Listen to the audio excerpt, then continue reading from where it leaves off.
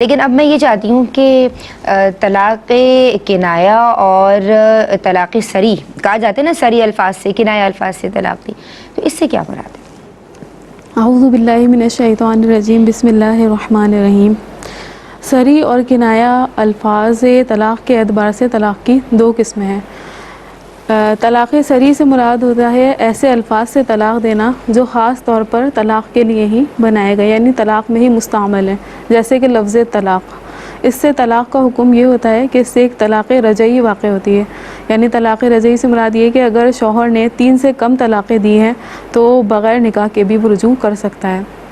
جبکہ طلاق کنایا سے مراد یہ ہے کہ ان الفاظ سے طلاق دینا کہ جو خاص طور پر طلاق کے لیے استعمال نہیں کیے جاتے، جیسے کہ لفظ آزاد ہے، یہ دوسرے معنی میں بھی استعمال کیا جاتا ہے، جیسے پہلے کے دور میں غلاموں کو آزاد کرنے کے لیے آزاد کا لفظ استعمال کیا جاتا تھا، اور آج کل جیسے شوہر ہے مثلاً بیوی کے گھریلو جو کام کاج ہیں اس میں دیکھتا ہے کہ بہت زیادہ منہمک رہتی ہے، اپنے اوپر توجہ نہیں دے پاتی، اس کے لیے کوئی ملازمہ ارینج کر دے اور کہہ دے کہ میں نے تمہیں آزاد کر دیا، کاموں کی جو برڈن ہے اس سے آزاد کر دیا۔ تو اب یہاں پر اگر دیکھا جائے تو لفظ آزاد طلاق کے معنی میں استعمال نہیں ہو رہا۔ تو یہ جو طلاق بائن ہوتی ہے اس سے کبھی طلاق واقع ہوتی ہے اور کبھی نہیں ہوتی۔ اس میں دراصل یہ ہے کہ کیونکہ وہ الفاظ ہوتے ہیں۔ جی، اگر آپ کی اجازت ہو تو۔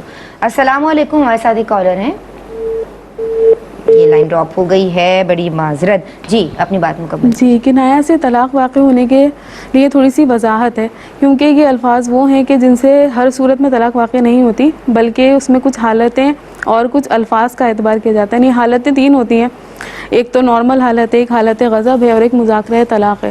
اسی طرح الفاظ بھی 3 طرح کے ہوتے ہیں۔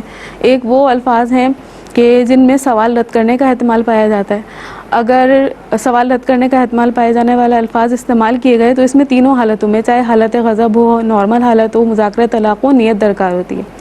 اور دوسری حالت ہوتی ہے یعنی جن میں گالی دینے کا احتمال ہے، یعنی کچھ ایسا کہنا جیسے عورت کو کہا کہ تو جو ہے وہ اے طلاق یافتہ کہہ دیا اس کو، یا کچھ اس طرح کے الفاظ کے ہے کہ جو گالی دینے کا جس میں احتمال پایا جاتا ہے۔ تو اس میں نارمل حالت میں اور غصے کی حالت میں نیت کا اعتبار ہے، اور اگر مذاکرہ طلاق چل رہا تھا تو اس سے ایک طلاق بائن واقع ہو جائے گی۔